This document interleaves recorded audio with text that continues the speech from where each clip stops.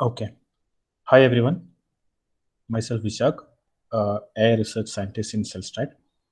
So today we'll be presenting a webinar, which one of the product we have developed recently, which is malaria detection. This is actually a machine learning model we have developed.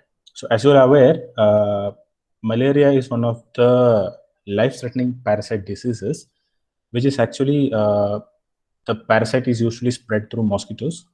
It's actually a serious global disease which even cause a death of people. So the rapid and accurate diagnosis is the one and only solution to get rid of this. I mean, get rid of the spread of the disease, or the early the detection, the easy or the recovery rate will be more. So currently, still in the world, we are mainly depending on this clinical diagnosis for detecting this malaria parasite. So there, this model is coming to picture, where this model will help to detect malaria or the parasite affected blood cells from the image of blood smear. So that is the scope of this project basically. So this is the content which we'll be discussing today, which is the motivation of this project, as I told, and regarding the data and the pre-processing of the data which we have did for the project, and the complete architecture of the model, then the evaluation metrics we got after the successful running of this model, and detail of each layer which we have used for this model. And one more model we have tried for the same concept, which is using the concept of transfer learning using VGG16 model. So that also we'll be discussing today, and the product demo. So yeah, like I said, malaria is one of the major public health issue in India. So this parasite can live in human blood for years without any symptoms. So the early we can detect the parasite presence in the blood, the early we can start the treatment, and it's very easy to recover from the disease. So the delay in the right treatment can lead to complication and even cause of death. So the early we can detect, the early we can recover. So like all other machine learning problems, so the data is the king in machine learning. So here the biggest challenge in this project also was regarding the data. So luckily, few researchers at Lister Hill National Center for Biomedical Communication has done a research on the same concept of this malaria parasite, and they have uploaded a data set in this website of National Library of Medicine. So we got the data from there, which is actually authentic data. So that dataset contained around 27,000 of images of both parasitic and non-parasitic patients' blood smear images. So we took those data, which is having around 13.8 thousands of parasitic image blood smear images, and which is around the same count of non-parasitic images. So this is the basic dataset which we have used to develop this product, this model. So as you all aware, the first step in all the machine learning model is data pre-processing. The good pre-processing, or the good way we cleanse the data or we do the pre-processing, the better the model performance and the better the accuracy. So here the basic input or the raw data is an image of the sample, the blood sample smear. So this image, first what we did is we just converted this image into a list of pixel values. So each image is stored into a list, into two lists actually. So the first list contained the image array, and the second list is corresponding the image corresponding label of the image. So which is nothing but zeros and ones. So 0 means no parasitic, 1 means parasitic image. So two lists, which is the first list is having image data, and the second list having the labels of each image. And then in the next step, we have converted the list into a NumPy array, because all the array calculations, which is easy using NumPy array. So we converted the list into NumPy array, and then we resize into a uniform size, which is here we have used 64 by 64.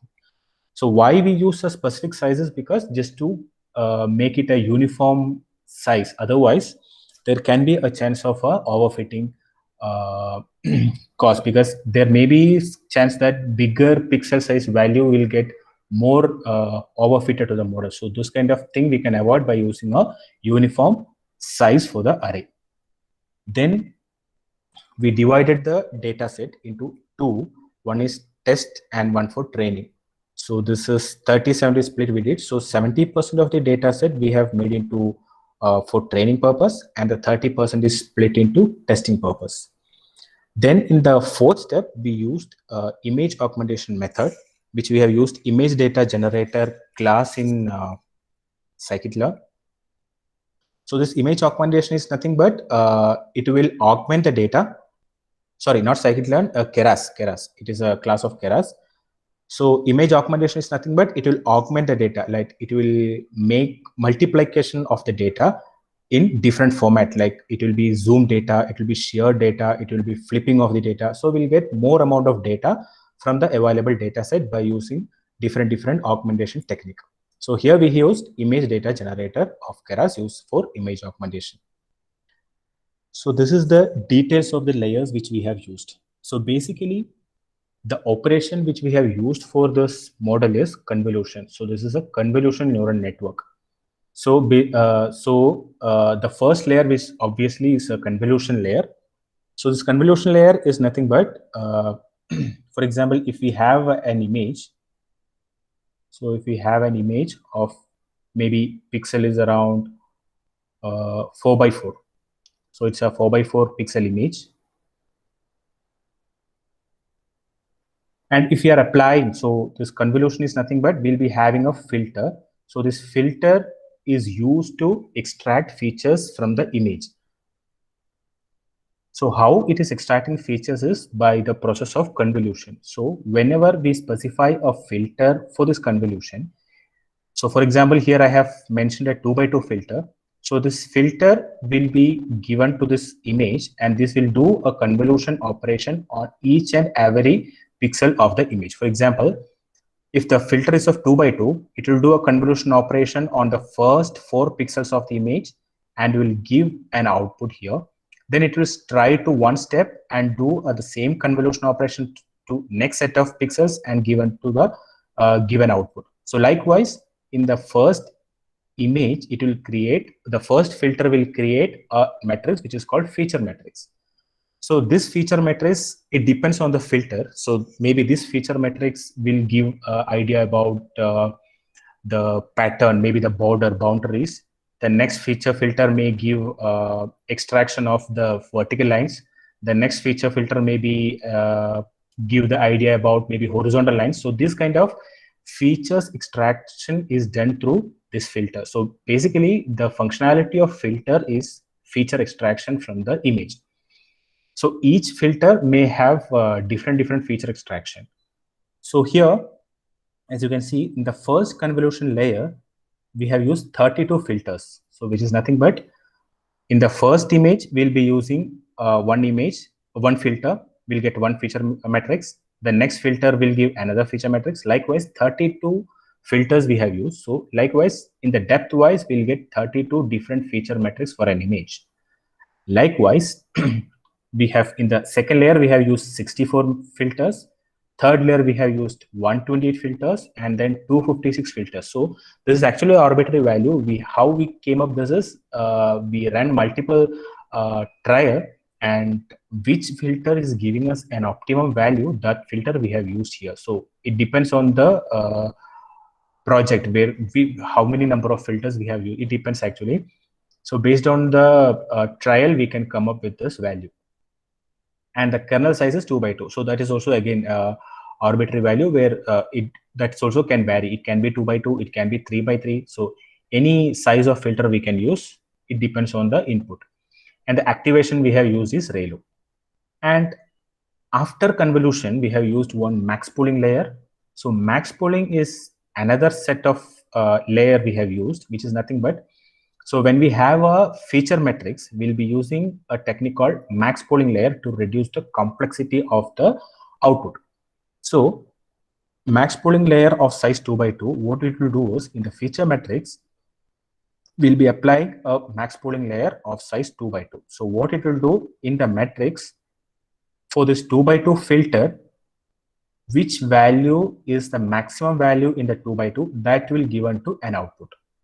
Again, it will do a stride of 1, then it will calculate the maximum value from this set of images and give an output here. Likewise, it will again reduce the picture or the size of the matrix without losing the key information. So that is what the main goal is. Without losing the key information, this max pooling layer will help us to reduce the complexity by using the max pooling. So that is the reason we have used max pooling. Then next one is the, of course, the flattened layer, because we have to convert this depth array into a single dimension array. Then only we can give into the deep layer or the dense layers. So after this convolution operation, after this max pooling operation, we will be flattening the array and then given to a dense layer with different varying output number of neurons. So this number of neurons is also again kind of arbitrary value which we have found out by using multiple trials. So in the first dense layer we have used 256 neurons, in the second one 128 neuron, and the third one 64 neuron, and the last one of course 1 neuron. Why we have used 1 neuron is because this is a kind of binary classification model, because we have only two classes, whether it is a parasitic or it is not a parasitic. So it is a binary classification program. So that's why we have used the 1 neuron in the last layer. And in all these layers except the last layer, we have used activation function as ReLU. And the last one, since it is a binary classification, we have used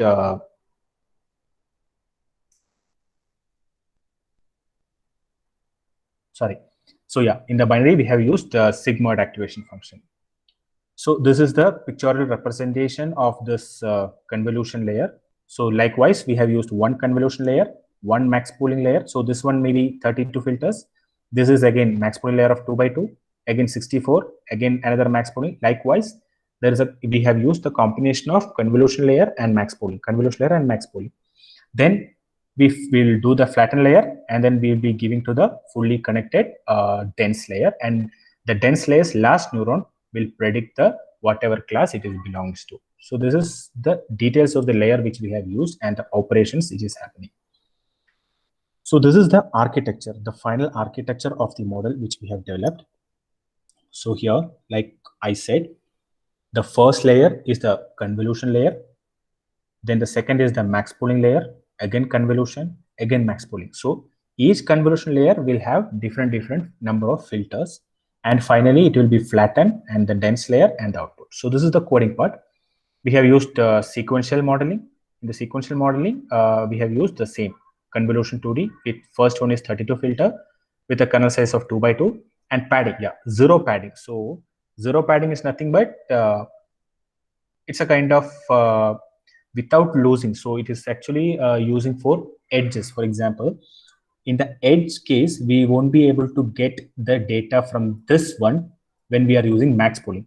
So to avoid that, we'll be using padding, which will add an extra padding of zeros in the in the rows and columns in the outside of this matrix, just to preserve the valid information which is available in the corners of the pixel. So here there are actually 2 type of padding is there, same padding and valid padding. So valid padding is nothing but there is no padding. Same padding means there is a padding. So here in the first layer and second layer, we didn't use any padding. And the third and fourth layer, we used zero padding. Same means zero padding. And the input shape. So in the first layer, we have to mention the input shape, which is nothing but 64 by 64 by 3. 3 is the color RGB channel. And so here after the convolution, we'll be flattening that layer, and then we'll be giving the output to dense layer, which is having all activation as ReLU, except the last one, which is having sigmoid. And in the compilation, we have used optimizer, Adam optimizer, and the loss is binary cross entropy because this is a binary classification model, and the matrix is accuracy. So this is the basic architecture of the model, this model. And when come to an evaluation, so after the complete execution of the model, we have done 100 epochs. So we got model accuracies of around 96% of accuracy we got. And with the validation, we got around 95% of validation accuracy. and that loss is comparatively very less. So I'll be showing you the code.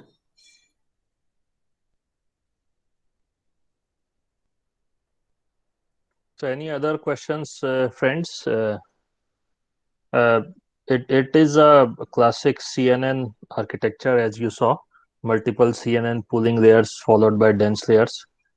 That's how it was. So it is not using any, let's say, more state-of-the-art techniques, but it is giving excellent accuracy because it's a basic classifier, right? So there are a lot of images. So even a basic CNN classifier is doing really well. So yeah, so this is the evaluation model. And parallelly, we have tried with one more approach, which is called transfer learning. So the transfer learning is nothing but, so here in the normal class convolution model, all the weights we only have defined, and we only have to find the ideal weights for all the layers, right? So in transfer modeling, what we have to do is, in the transfer learning, there are multiple models which is available, which have been trained over million or thousands millions of data, and which is giving, which is trained over trained for predicting maybe thousands of classes. So, and they have find out the ideal weights for those classification. So there are n number of models is available, which is VGG, ImageNet, ResNet. So those kind of models which has been trained on millions of data, and they have found out the ideal weights, maybe by training on days or months maybe of training. They have found out with ideal weights. So in transfer learning, what we will be doing is, we'll be defining whatever learning model we want, either VGG or ImageNet. We'll be reusing the weights they have finalized for the model for the feature detection. So what we'll be doing is, this VGG16, for example, here we have taken VGG16. So VGG16 will be having n number of layers, where they have defined some input layers, which is actually a combination of, in case of VGG16, it's a combination of convolution as well as pooling. So this is what VGG structure. So here in the VGG layer, they have run over maybe millions of data, and they have come up with the ideal weights for this VGG16. So here in the transfer learning, we'll be reusing those weights for our model for the feature extraction or feature detection of the image. So this is the first step in transfer learning. So whatever model we'll be using, we have to initialize the model using this kind of structure. So whatever model we have used, this include top is one of the features. So this include top is nothing but, for VGG16 or whatever transfer learning, it will be predicting maybe, if you take VGG16, it is predicting 1,000 classes. So here we don't need 1,000 classes, we need only one output, right? So which is whether it is parasitic or not parasitic. So this is actually one output. So we don't need this, the last layer, which is the output layer, which is having 1,000 neurons. We don't want that. We want only one neuron in the output. So we'll be excluding that dense layer from this VGG16. So that is include top is false is doing. And the weights is we have used ImageNet. Why? Because this VGG16 is mainly trained on this ImageNet data set. So that is the weight we have used on ImageNet. And the input shape, again, in the normal convolution operation, we have used input shape as 64 by 64. Here for VGG16, we have to be 224 by 224. So that is the input shape. So like this, we have created an object of VGG16, and then this is what it is doing is, it is actually this kind of layer. So all this convolution layer, it is already been trained on millions of data, and the weights has been finalized. So we don't need to train it again this data, and again we don't need to do this gradient work, and again we don't need to finalize the weights, right? So that is why all these layers we have been we are not going to train. So we just freeze those layers and weights. Just what we are doing is, we are just utilizing those filters, and those filter values will be just utilizing. And so this is nothing but freezing the existing VGG16 layers. So this is what So why didn't we continue with VGG? So we landed back on the traditional CNN. So VGG did not improve the accuracy any further. Is that correct statement? Yes, actually, initially we have tried with this VGG, but it is not giving much accuracy, maybe because of dataset issue, maybe that we are not sure. So it was not giving us proper accuracy. So that's the reason we went back to the convolution layer again. Got it. There are some other questions here. Yeah. So one question is, were you using DICOM format images, which has 10 channels, or you are using PNG, JPEG, your data set, because radiology images sometimes come in DICOM format. The blood slide images typically come in images like PNG, JPEG, or they come in DICOM format? Okay, as far as I remember, it is in PNG, I feel. Okay. So this model we have designed for PNG images, yeah. So Shreyas, I think blood slide doesn't work like other radiology, like brain MRI might come in DICOM format, but the blood slide probably gets stored as PNG, JPEG only. So I think we saw DICOM images for other radiology images such as the prostate cancer or brain MRI. Also, we saw DICOM, but here we get PNG. We believe directly. Okay. Yeah. One more question on this VGG model. What did you try in this VGG model that it did not work? Like, did you try extra layers after this? Yes, actually, after this layer, we have given a flattened layer. Then 3 dense layer we have tried. So still, it was not giving much accuracy. So that's the reason we just drop it there and went back to the convolution. Maybe some tuning Shreyas might have done it, because you would have to extract the final few CNN layers and retrain them, right? So maybe that would have, but anyway, the original CNN model was giving good enough accuracy, so we stayed with that. Yeah. Okay. Yeah. So yeah, so that was the basic structure. So this is the transfer line we have used. So till this block is a transfer. So till here we have just freeze the layers by giving this trainable variable as false. So after that, we given a flatten layer to flatten the array, and then 3 dense layers, which is using a certain number of neurons, and the final one, which is for the output neuron. So this is what the complete structure. Now we'll be going to the product demo.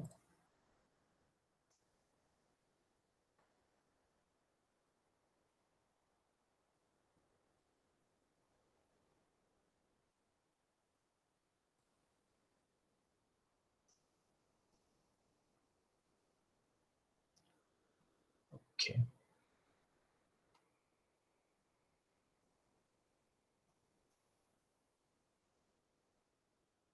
So here today I have got few of the images from the IEEE journal. So this is what I have downloaded from there. Maybe I'll show that. So this is one of the parasitic cells.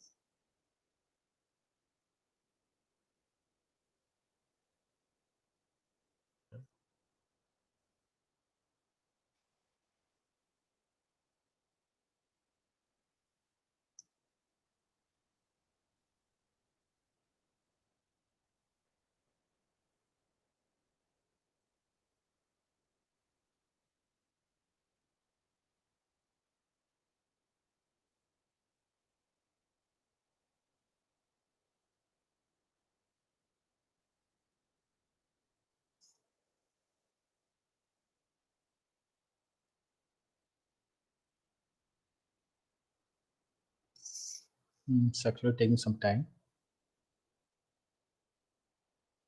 You can view results of the previous scan. Okay. So this is one of the image which I have tried. So this is actually a parasitic, of course. So this is a predicting correctly, which is 98% it is showing infected, and the rest 2% it is not infected part. So likewise, this is yeah, another one, which is this is again another image. So this is also kind of infected one. This blue one is actually the parasite presence.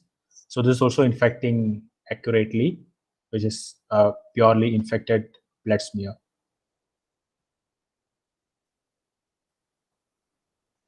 Yeah, this is actually a normal person's blood smear, which is there is no presence of this parasite. So this is again predicting 98% is non-infected and 2% chance for infected. So yeah, so this is the product demo. So any kind of questions? You can go to the again and see if your image got uploaded now. Okay, yeah. Yes, I think it's uploaded. Yeah, so this is again, it is predicting correctly. So 98% it is predicting infected, and 2% it is predicting not infected. So yeah, this is giving me a correct prediction. So before these kind of technologies were invented, you know what pathologists would do? They would count, they would observe in a microscope. So it was a very manually grunt work task for a pathologist. And there were a lot of human errors in analyzing the blood smear on microscopic slides in a microscope. So pathologist has to visually count literally the WBC, RBC, and platelet and the infected cells which are visible in a microscopic scan. Now with AI, this is a extremely useful tech to do a second check. It may not replace a pathologist expertise, but it acts as a very strong augmentation technology. And this is one of the popular use cases for health tech AI. Many startups are trying this particular technique. Yes. Yeah, and this manual one, which is time consuming also. So this is actually kind of fast and quick. We can identify the presence if at all anything is there.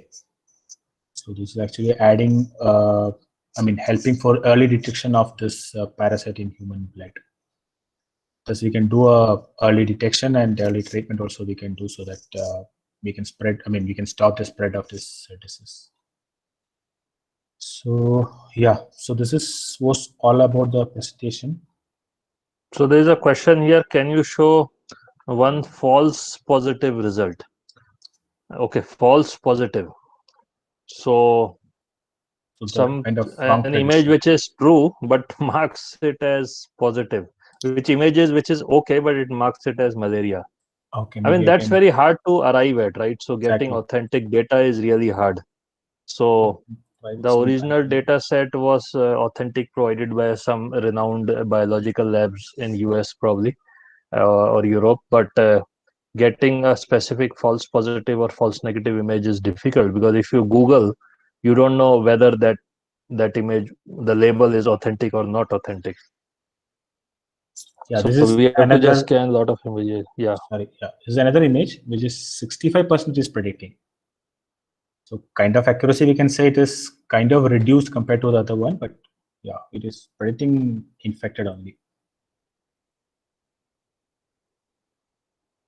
So to get authentic testing images, we have to find some authentic data source. So model itself is trained on authentic images, but for testing, finding authentic images is tricky. Exactly. You can Google, but you cannot be sure the label on the Googled images is correct or not. So we don't know. So we have to really get them from a lab or something. And the pathologist has to say this is not infected, and if our tool marks it as positive, then that would become false positive. But the data set itself, it was doing quite well. I think you got 80% accuracy or 90% on the data set? 80 to 88, yeah, 88 till okay. Maximum I got 88.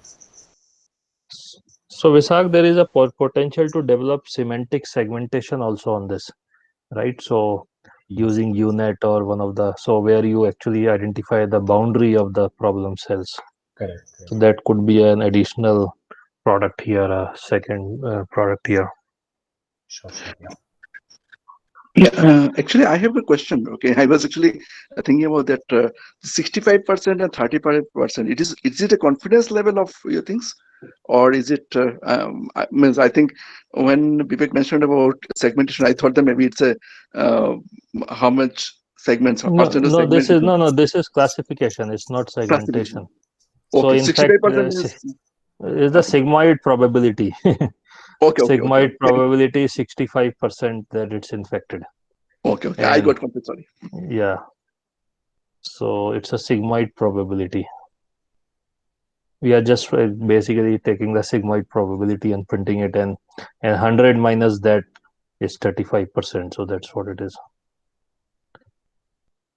Any other questions, folks? Vishak, are you done?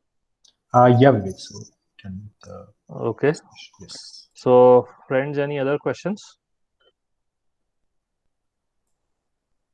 So in all disclaimer, this was a model, I think, available on GitHub somewhere, right, Vishak? Yes, so, Vivek, it's available. So it was a Kaggle data model or something else? It was a Kaggle. You have a code demo also, right? You can probably show that. Yeah. On a high level, at least. Actually, what happens is my it's got closed by mistake. That's okay. If it's easily done, you can show it. Sorry, Vivek. So if it is easily done, you can show it. Otherwise, no worries. Yeah, actually, what happens is, it's I have to load and run again. So maybe okay. The next time I'll. Okay, that's fine. No worries. So friends, so there are a lot of such models available, let's say on GitHub or somewhere, right? But the problem is operationalizing them, right? There's a lot of code on GitHub, right? Global developers love to share code on GitHub. But how many operational business models exist, right? And then connecting the dots with the practitioner, let's say the healthcare professional. So that's where the gap exists. And so that's the gap we are trying to fill by launching these products on a cloud platform and developing a very simple to use web interface. So kind of a full stack deployment of that code which exists somewhere. And of course, then we test it thoroughly and tune it just to make sure that it's production grade. So we are trying to invite, healthcare professionals, pharma companies to try a variety of our AI products. There are almost 10 of them now. If you go to ai.cellstrat.com, our COVID detector has been used by some individuals and 1 or 2 labs for early sign of COVID from chest X-ray, and we have opened it up for the whole healthcare community to just try it out. But full disclaimer, we are not certified by any medical regulator yet. So we have some support from NVIDIA as a company. Cellstrat is part of NVIDIA startup program, which is called Inception program, and they have provided the cloud credits as part of AWS Activate. And they had also allowed us to demonstrate the healthcare AI platform in their global GTC conference last 2 years running. So let's see if we can take it to market and develop a large customer base for these healthcare products. Any other questions or comments for today? Okay, so thanks a lot, Vishak. Very nicely done. Thanks, Vivek. And audience, if you are not part of Cellstrat internship program and are interested, then do reach out to us and we'll get you into that program and be part of our product team. So with that, thanks a lot, Vishak. Thanks. And we look forward to